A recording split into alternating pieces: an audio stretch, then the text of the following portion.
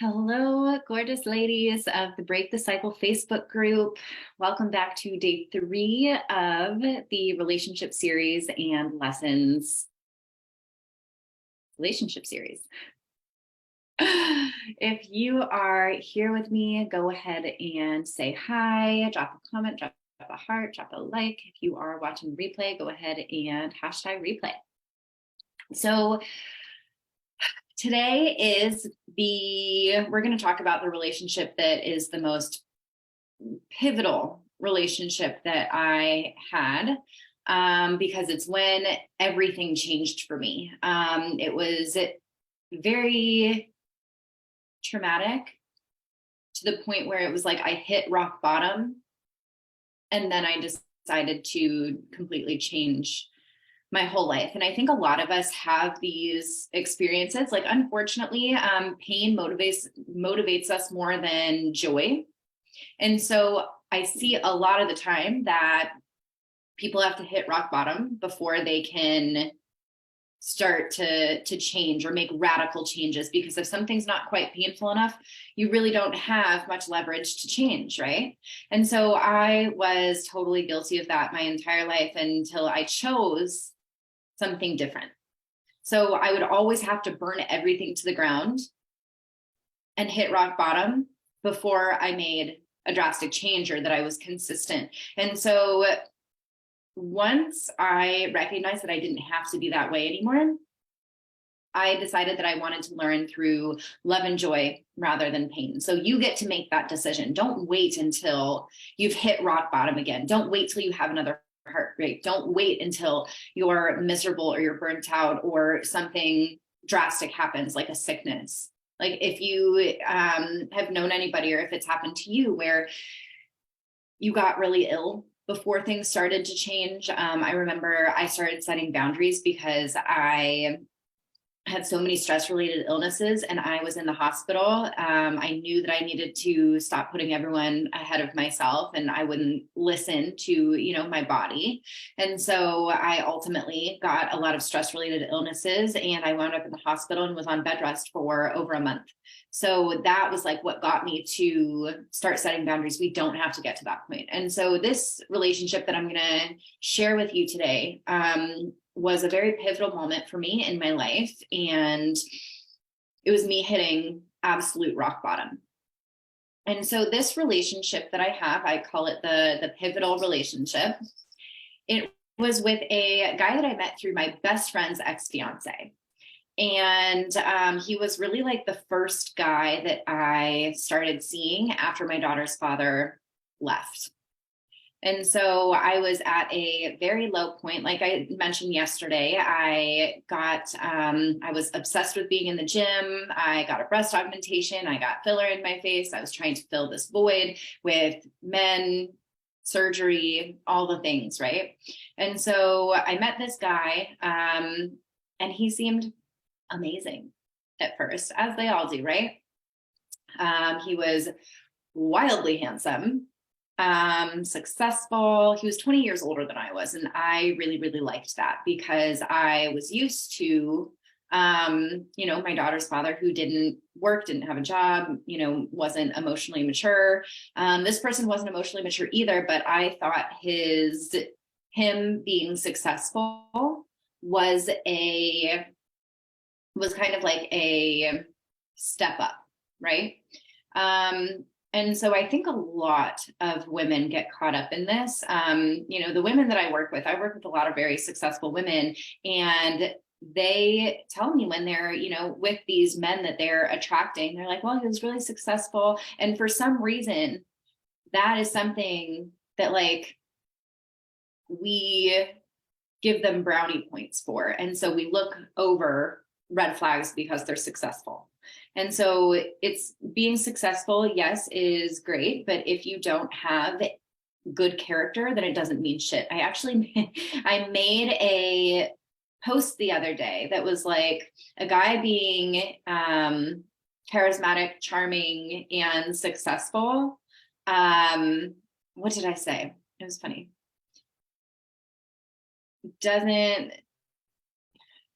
I can't remember, but it was something about how Ted Bundy was all of those things. And we saw how that turned out, right? Like, that's not the determination of somebody being a good man. And so, I was very young at the time. I think I was 20 when I met this guy. So he was 40, and he had 2 kids. I saw him be a really great dad to his kids.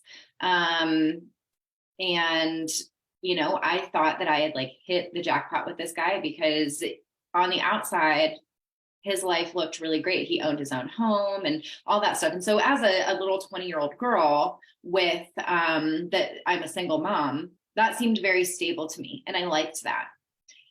However, I didn't even really like his personality, to be honest with you.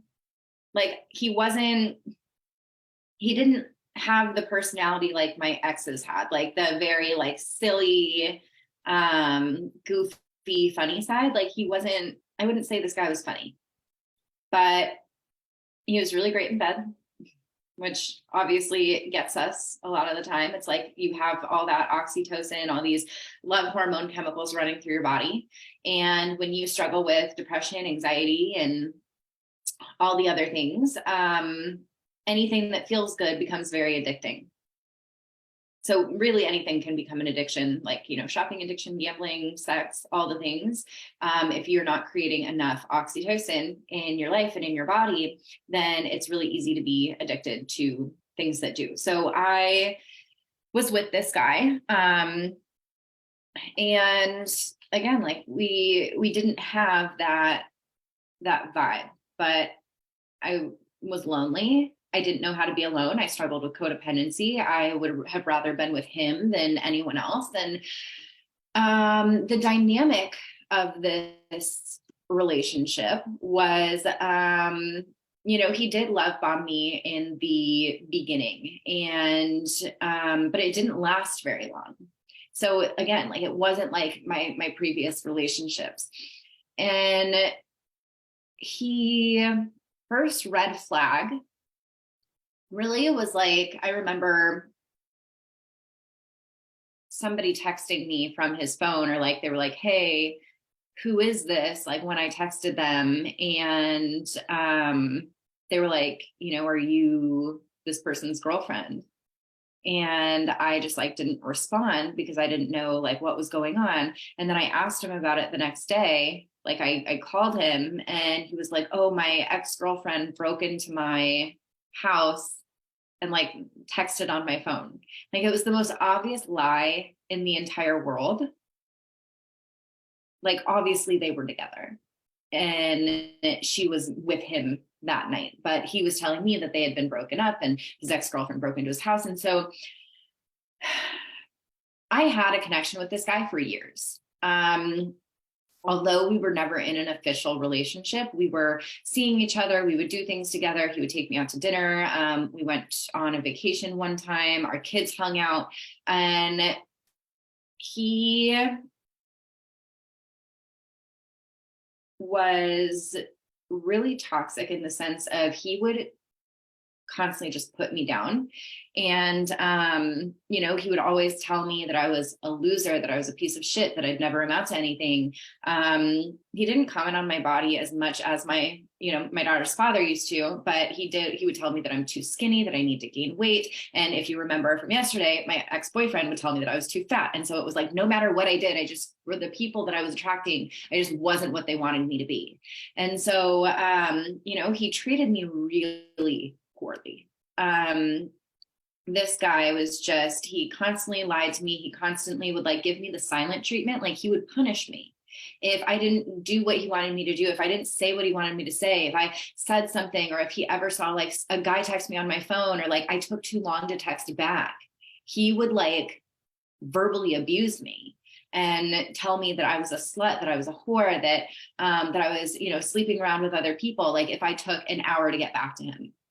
And so it was like, he was very controlling and toxic and manipulative. And so throughout the dynamic of this relationship, he had he was dating somebody. He told me he was not dating this person, but like they had been together for years and he was trying to get away from that relationship. So it was like he was seeing me and her, and then she would like get my number and she would, you know, cuss me out and all this stuff. Like, you know, she would tell me that they were together and then he would tell me they weren't. And so I believed him instead of her. And she would like constantly harass me, stalk me. And it was honestly like, this caused me so much stress and anxiety. I can't even tell you. Just constantly getting like, you know, messages from her and then him, you know, being verbally abusive and then giving me the silent treatment or like punishing me through, you know, maybe we'd make plans. And then if I didn't act a certain way, then he would like, you know, scrap the plans, ignore me, like not pick me up. We, you know, things like that. And so it was very much like I had to be a specific way. And if I wasn't, then he would get mad. And so part of me liked that, believe it or not, because it made me feel like I was important to him.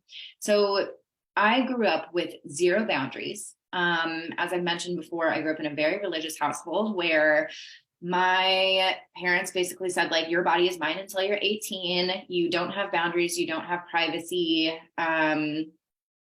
You know, you look and act the way I want you to look and act, kind of thing. And so in my relationships, as you see in this progression, they all had crossed these boundaries that I didn't know that I had, but like normal human boundaries of like respect and decency, right? And so I felt like because he crossed my boundaries and because he would get upset when I wouldn't text him right away, I liked that because it made me feel like he cared about me. So even though he was horrible to me in so many other ways, I felt important to some degree. And so, like I said, like he didn't make me laugh. I didn't have a real emotional connection to this person. However, I was so beaten down by my ex that like that this is what I attracted. Like my heart was so closed off from my ex breaking my heart that I attracted this person. We didn't have a relationship. He literally, like, I didn't even get crumbs. I got less than nothing. All I got was like toxicity and abuse. But like I said, like the sexual chemistry was great. And so that's what I was really addicted to. And so we would continue to see each other in this way. And like I said, this went on for years that we had like a sexual connection. So, you know, how you're seeing somebody for a little bit, then you're like, I'm done. I'm never doing this again. And then you don't talk to them for a couple of weeks or a month, and then you go right back to them. That was like this whole relationship. So I felt very powerless to this person. And what I found out, like kind of when I felt like I was in too deep, was that he had a criminal record. He had domestic violence on his record. He had gone to jail, you know, all of these things, right? And so this was a dangerous person, just like as my other two had been, like actual dangerous. And so, you know, I agree or disagree with me, but I grew up getting spanked a lot, whether it was with a belt, whether it was with a hand, a paddle, whatever, right?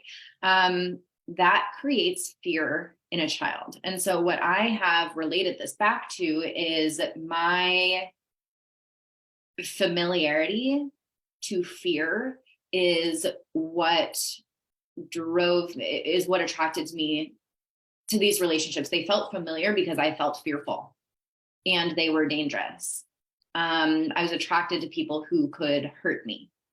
And so I relate that back to the fear that I felt in childhood when I was getting spanked. And so now they actually, you know, have linked spanking and, you know, physical punishments to low self-esteem in girls and women. which is why I do not parent my daughter that way. And so,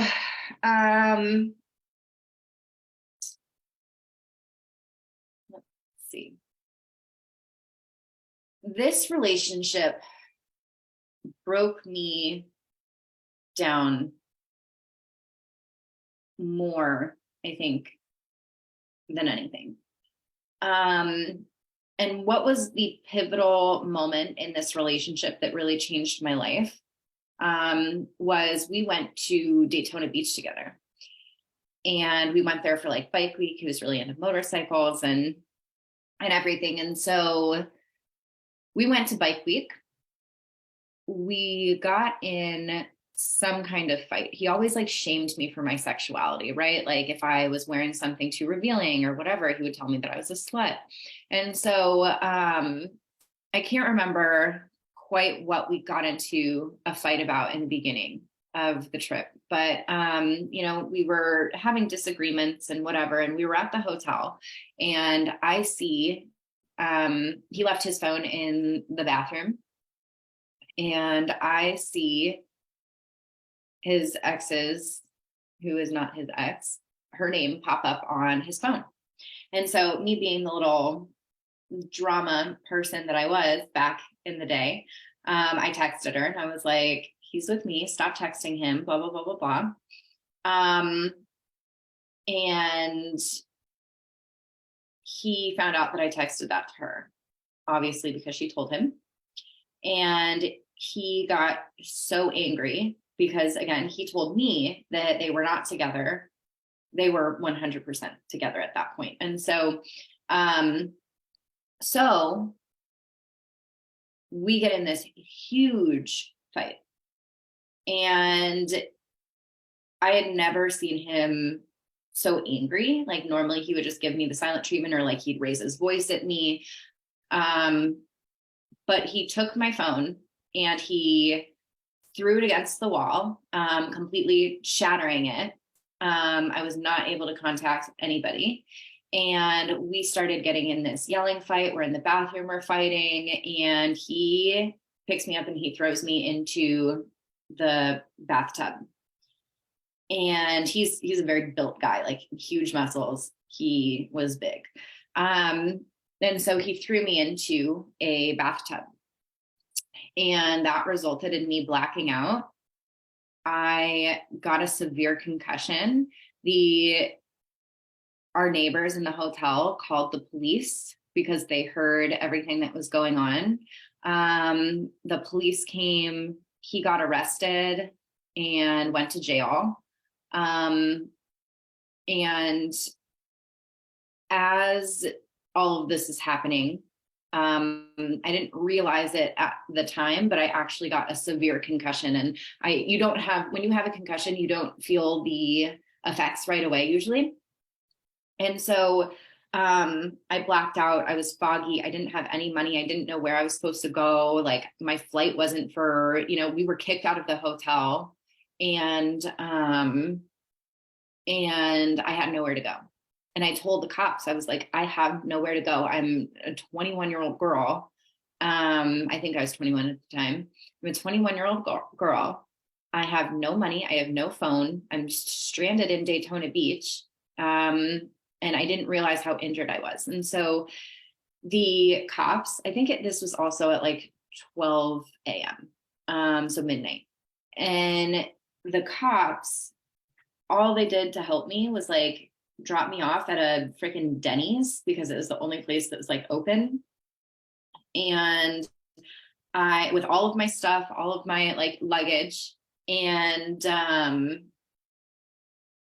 I had to figure out how to get to the airport and somehow, get them to change my flight. I didn't have any money to whatever, to do anything. And so somebody from Denny's, like, this is all so dangerous when I talk to you guys about this, like I could have been kidnapped. So I get somebody from Denny's to drive me to the airport. The airport's closed, right? And so it's the middle of the night, the airport's closed. and I had to sit outside of the airport. And this is when I started to get really, really sick. I was really, really nauseous. I couldn't think straight. I was bawling my eyes out. I was alone. Like, I just remember like my head in between my legs, like throwing up. And that's when I knew like I have like something's wrong. So the airport finally opens after hours, and I also had a big bruise on the side of my face. And I go in and I tell the lady at the counter, I'm like bawling my eyes out. I'm like, I need to get out. Like, you know, all this stuff happens. Like, I need to change my flight. It's supposed to be tomorrow, but I need it today. So, like, thank God for this lady. She was such a godsend. She changed my flight for me, got me on the next flight to go back home. And when I went home, I had to spend a week in a pitch black room. I couldn't take care of my daughter. I couldn't do anything. I couldn't look at screens. I couldn't whatever. And so that was a major wake up call. This was like I hit rock bottom. Like, I had never had something so traumatic like this happen. And so I decided, I was like, something in my life has to change. Like, my daughter, is seeing me with a severe concussion, a huge bruise on the side of my face. Like, I can't do anything. Things are only getting worse. I'm so depressed. I'm so anxious. My life is a shit show. I'm miserable. And so after I healed from my concussion, after about like a week of just, being by myself in my pitch black bedroom, I decided I needed to get my shit together. And so I didn't know what I was supposed to do, what I was going to do, but I was researching it. And I came across cosmetology school. And so I signed myself up for cosmetology school, and I really I quit smoking cigarettes. I started going back to the gym. I started taking care of myself better. And so this was a really big turning point in my life. I promised myself that I would never be in an abusive relationship ever again. And so, and I wasn't. That was the last abusive relationship that I had. And so I put myself through cosmetology school. I did really, really well. I stopped taking pills. Like, I was still a partier, but I stopped taking pills and being as careless. And I really did start to do well for myself. So although, oh yeah, he went to jail, and then he was going to be in jail for a long time. But he called me from jail and gave me this huge sob story, and I ended up dropping the charges. I should have never dropped the charges. You know what I mean? He, said all the right things, told me how much he loved me, all of this stuff. And I dropped the charges. And looking back at that, he should be in jail for sure. And he has reached out to me periodically. He found me on Facebook. He texted me, and I was like, why do I have this guy's number still? How is he not blocked? He actually texted me a couple of months ago. And so I ended up blocking his number. I'm blocking him on Facebook and Instagram. But this experience needed to happen for me because I was just not getting it. I wasn't understanding. I was just living this really destructive life after my daughter's father left us. I was in such a mode of self-destruction. And this experience had to happen in order for me to change my life. And so now I can look back at it and I can be really, really grateful because it took me going to the hospital with a severe concussion um, for me to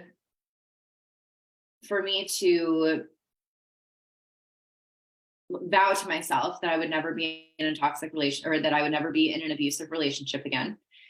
And it was the catalyst for me going back to school and getting connected with the friends that I have now. Like, I met the most amazing women. So I didn't really have a lot of women friends. I mostly just hung out with guys. I had really bad sister and mother wounds. And so I didn't get along with other women. And my best friend, she's my best friend now. But she was an asshole back then. Like, she, you know, we've had our issues, and she was a really terrible friend back then. And like, you know, she's we've made amends, and she, you know, she's changed, and I've changed. But going to cosmetology school was such an amazing experience because I was actually good at something. You know, I would go to school and I would do really well, and I felt like I had purpose. I felt like I had people that I could talk to. Like, one of my best friends, I met her from cosmetology school, and she's amazing. I was just in her wedding. And if this situation didn't happen, I never would have done that. Right.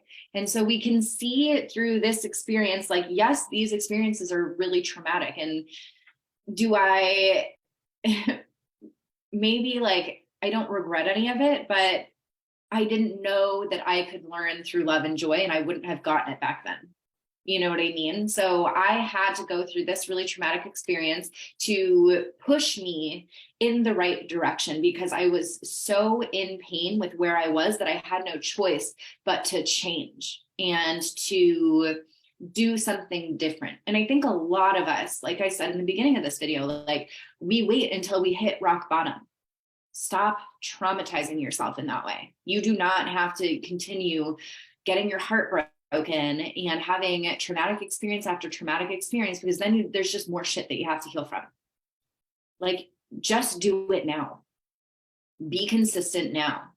Do what you have to do now, because I would not wish this kind of stuff on anybody. And now I've been able to, I mean, it's inevitable that, you know, pain motivates us more than anything else. But I don't have to hit rock bottom. I don't have to burn my life to the ground to get to that next level. I've been having breakthrough after breakthrough after breakthrough recently because of all of the work that I'm doing. Yes, that was stimulated by the breakup that I went through recently, 6 months ago. But I'm learning from it, and I'm continuing to move forward, and I'm keeping up the momentum. I'm not just waiting for another painful thing to happen for me to move forward.